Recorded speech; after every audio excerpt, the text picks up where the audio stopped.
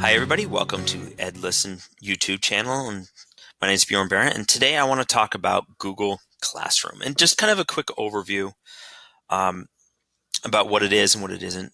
First of all, it's not a full learning management system. There are some out there, Moodle being one of them, but Google Classroom is actually a method for organizing um, Google Docs in the classroom.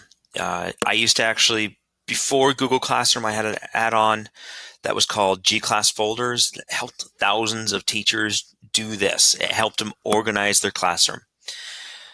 And today I just kind of want to show you a quick little overview. I don't want to go into too much detail, but I want to talk about what it is, how it works, how you're supposed to use it, what some of the expectations are of that. So what I have right here is what it looks like um, as a teacher. And I can flip over and we have the student one, but basically you have these boxes. I mean, the clear. You have right here, oops, helps to actually draw. Right here is one class and here's another class. It can show me whether I am a teacher of a class or student. So teachers can actually take classes as well as distribute them. Very powerful in that regard. When you go inside a classroom, and this looks very similar, a student basically will see the same exact thing that I am seeing now. Difference being is that they're not going to get this little doohickey and which is for adding assignments and such, and they're not going to see what's done and what's not. They'll actually look for a way to hand it in, and I can show you that in a little bit. So clear that, close that up. So right now it's a blog, which is great, of information, and you can kind of post, and teachers can post basically an announcement, assignments, or even some quick questions in there. That's what it is. When you post assignments, I'm going to get into it. You have a way of distributing those out. Please take a look at my other video on how to specifically to do that. And like I said, when you're a student, and let me see if I can't minimize this, put it over the side. There's a quick little side-by-side view. I'm going to kind of click on this side, click maximize. And then now you're looking at just the student view. And if I go in to the same thing, you'll notice that, whoop, I just popped up. That's kind of cool. It's the same thing. It has a blog post.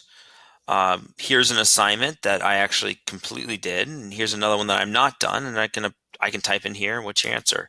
What's the weather outside? Actually, it's snowing.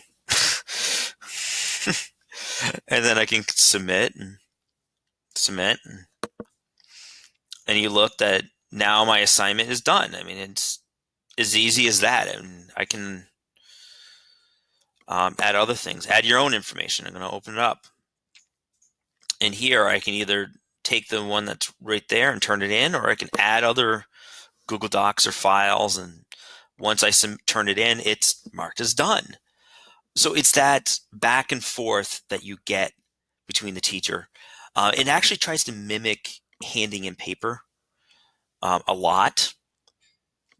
So the idea is that it hands in a piece of paper. I lost me. So it will hand in a piece of paper, then it goes back to the teacher, then it goes from the teacher back to the student, and actually will change the ownership of these things. So something it doesn't do is that all this collaboration that is going on, it actually happens in Google Classroom. So you need to go to Google Classroom to grade. You need to go to Google Classroom to collaborate. Students and teachers can add comments if they so wish. back here. So they can add private comments to the teacher, and let's kind of look at both of these again side by side. Uh, so let's go big again. So Google Classroom is definitely one of those tools that helps with your classroom organization. I do have other videos on how to use the Guardian feature and how to create assignments and how to archive. So it has a lot of tools built into it.